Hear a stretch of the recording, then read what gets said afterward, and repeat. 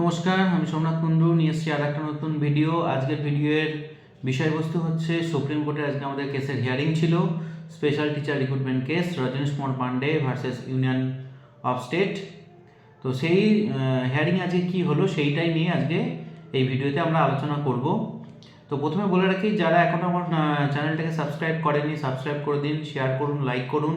কারণ আপনাদের এই যে এত পরিমাণ ভিউজ আসছে বা সাবস্ক্রাইব হচ্ছে বা লাইক শেয়ার এবং কমেন্ট আসছে, প্রচুর কমেন্ট আসছে আমার কাছে, প্রচুর মেসেজ আসছে। তো এই দেখে আমারও ভালো লাগছে যে হয়তো আমার এই ভিডিওটা আপনাদের পক্ষে একটু ইউজফুল।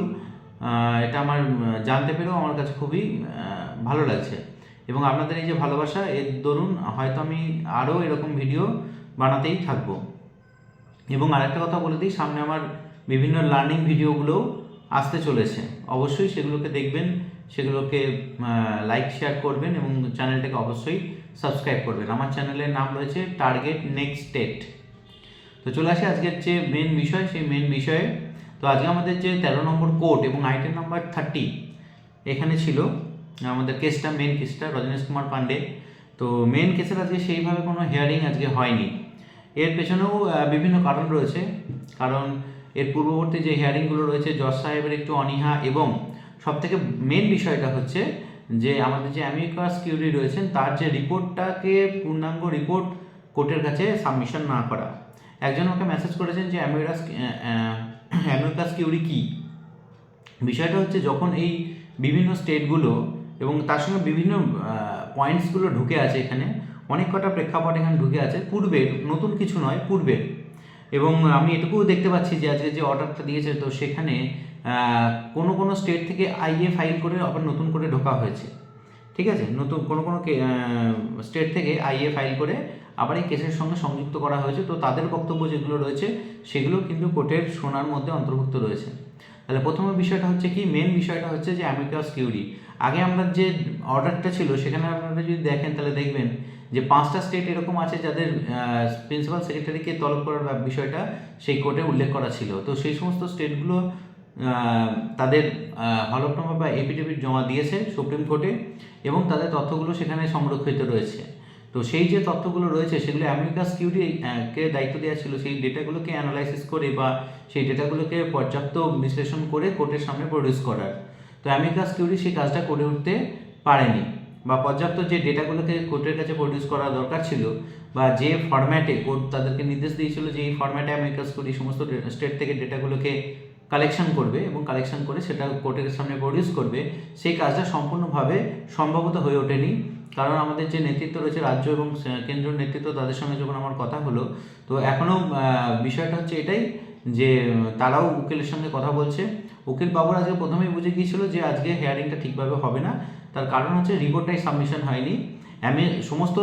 সমস্ত স্টেট কিন্তু রিপোর্ট জমা দিয়ে দিয়েছে। এটা হচ্ছে ব্যাপার যে সমস্ত স্টেট থেকে কিন্তু রিপোর্টটা জমা পড়েছে, কিন্তু যে অ্যামিকাস কিউরি রয়েছে সে সেই রিপোর্টটাকে কী করেছে, অ্যানালাইসিস করে যে কোর্টে সাবমিট করতে হবে সেই কাজটা সম্পূর্ণটা করে উঠতে পারেনি। এই হচ্ছে মেন একটা ম্যাটার। এবং এর সাথেও আমরা আজকে যে কোর্ট অর্ডারটা রয়েছে সেখানে দেখতে পাবেন যে বিভিন্ন স্টেট থেকে আমরা জানি যে আমাদের বিভিন্ন স্টেট যারা যুক্ত ছিল মেন কেসের সঙ্গে, 4টে বা 5টা স্টেট ডিরেক্ট যুক্ত ছিল, যেমন তার মধ্যে ওয়েস্ট বেঙ্গলে একটা। এবং আমাদের যে পার্টি রয়েছে দেবাশিস মণ্ডল, মেন যে পিটিশনার আমাদের ওয়েস্ট বেঙ্গল থেকে, সে একটা আইএ ফাইল করে আমাদের মেন কেসের সঙ্গে যুক্ত হয়েছিল। সেই রকমই অন্যান্য আরও 4টে স্টেট থেকে সে আইএ ফাইল করে যুক্ত হয়েছে। তো বর্তমানে দেখা যাচ্ছে অন্য আরও স্টেট যারা যুক্ত হয়নি, মানে সুপ্রিম কোর্ট তো চেয়েছে সবার কাছ থেকেই, মানে সমস্ত স্টেটের কাছ থেকে তার রিপোর্টটা জমা দিতে বলেছে। কিন্তু এখন বিভিন্ন স্টেট এগিয়ে আসছে এই স্পেশাল এডুকেশনের ম্যাটারটাকে নিয়ে, যারা আগে এগিয়ে আসেনি। বহুবার হয়তো রজনীশ কুমার পান্ডেজি বলার পরও বা বিভিন্ন প্রচার করার পরও বিভিন্ন স্টেট এগিয়ে আসেনি। কিন্তু বর্তমানে দেখা যাচ্ছে এখন বিভিন্ন স্টেটের যে রেসপন্স সেটা ভালো হচ্ছে আস্তে আস্তে, মানে বিষয়টা বুঝতে পারছে এবং তারা একটা আইএ ফাইল করে তাদের স্টেটও যে রিক্রুটমেন্ট করছে না, তো সেই বিষয়টাকে তুলে ধরছে। তো সেই বিষয়গুলোকে অ্যানালাইসিস করা, এখানে স্পষ্ট আইএ দুটোর ফাইলও আছে, অন্য দুটো আরও ফাইল আছে। আইএ নাম্বার হচ্ছে 2894/2/2024 এবং 2865/9/2024। ঠিক আছে, এই দুটো নতুন আইএ এখানে দেখা যাচ্ছে যে সংযোজিত হয়েছে এবং affidavit is compliance with the order dated 28/10/21 on behalf of the state Punjab, last যে পাঞ্জাব সেও দিয়েছে। একটা additional affidavit behalf of the union territory Andaman and Nicobar administration, এটা একটা নতুন এফিডেভিট জমা রয়েছে এবং তার সঙ্গে দুখানা আইএ ফাইল রয়েছে এবং নাম্বার দুটো অলরেডি আমি আগে বলে দিলাম। এবং the memo number on appearance on behalf of state Mizoram, এবং মিজোরামেরও একটা অ্যাপিয়ারেন্স বিহাফ এফিডেভিট ফাইল করা হয়েছে, ঠিক আছে। এবং তাদের অ্যাডভোকেটরা তাদের বক্তব্য সেখানে পেশ করেছে, কিন্তু ডেটাগুলোকে প্রসেস করার যে বিষয়টা সেইটা এখনও কমপ্লিট হয়ে উঠতে পারেনি। আমি এটাই দেখতে পাচ্ছি এখানে। আচ্ছা, আর কি আছে এর মেন বিষয়, আমি একটা স্ক্রিনশট আমি এতে দিয়ে দেবো যাতে আপনাদের দেখে এটা বুঝতে সুবিধা হয়।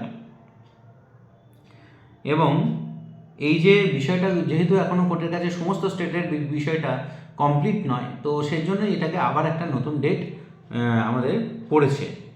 আশা করি আপনারা নতুন ডেটটা নিশ্চয়ই জেনেছেন, যদি না জেনে থাকেন তাহলে আমাদের নতুন ডেট আরও 4 সপ্তাহ পর 12/3/2024 এই তারিখে আমাদের নতুন যে আবার হিয়ারিংয়ের ডেট পড়েছে।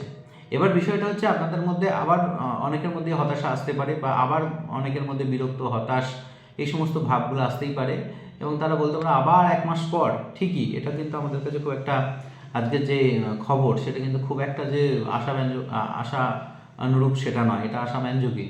এবং সেজন্য কি হচ্ছে বিষয়টা, যে আমরা ডিপ্রেশনে চলে যাচ্ছি, কিন্তু সত্যি কথা বলতে ডিপ্রেশনে যাওয়ার কোনো জায়গাটা নেই। তার কারণ হচ্ছে আজকের যে ম্যাটারটা আছে সেটাকে আমরা খুব নেগেটিভলি দেখাটা উচিত নয়। তার কারণ দুটো বলছি। হ্যাঁ, আজকে হিয়ারিং হয়নি, এটা একটা ফ্যাক্ট যে আজকে হিয়ারিং হয়নি, সোজা কথা। মোদ্দা কথা যেটা হচ্ছে আজকে হিয়ারিং হয়নি। যে যদি বলে হিয়ারিং হয়েছে হ্যানা তানা 7-17 সেই মিথ্যা কথা বলছে। আজকে সেইভাবে কোনো হিয়ারিং হয়নি। 5 মিনিট উঠেছিল, 5 মিনিটও নয়, ঠিক আছে। যে রিপোর্ট জমা পড়েনি, সাবমিট হয়নি, তো জজ বলেছে কমপ্লিট রিপোর্ট করে আবার নতুন নেক্সট ডেট দিয়ে আবার তাদেরকে অ্যাপিয়ারেন্স হওয়ার কথা এখানে জজ সাহেব বলেছেন। তো সেখানে যাই হোক, যেহেতু রিপোর্ট কমপ্লিট হয়নি সেহেতু নতুন ডেট। কিন্তু একটা কথা মাথায় রাখতে হবে, এর মাঝখানে সমস্ত স্টেট কিন্তু তার রিপোর্ট জমা দিয়ে দিয়েছে। তার মানে এরপর আর পিছিয়ে যাওয়ার জায়গা নেই। আর দ্বিতীয় হচ্ছে কি, যে নেক্সট ডেটে কিন্তু ম্যাটারটাকে ফিক্সড করে দিয়েছে 2 PM।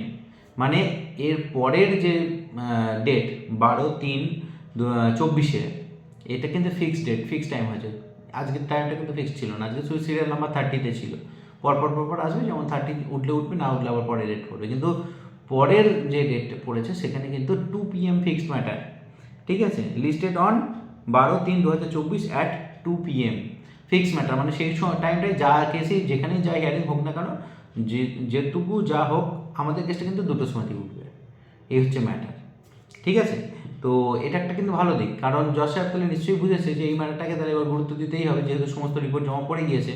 এটা আমাদের ফল্ট না, এটা কোর্টের ফল্ট, যে অ্যামিকাস কিউরি তার নিজের কোনো ব্যস্ততার জন্যই হোক বা কিছুর জন্যই হোক আবার এটাকে কমপ্লিট করে উঠতে পারেনি রিপোর্টটাকে।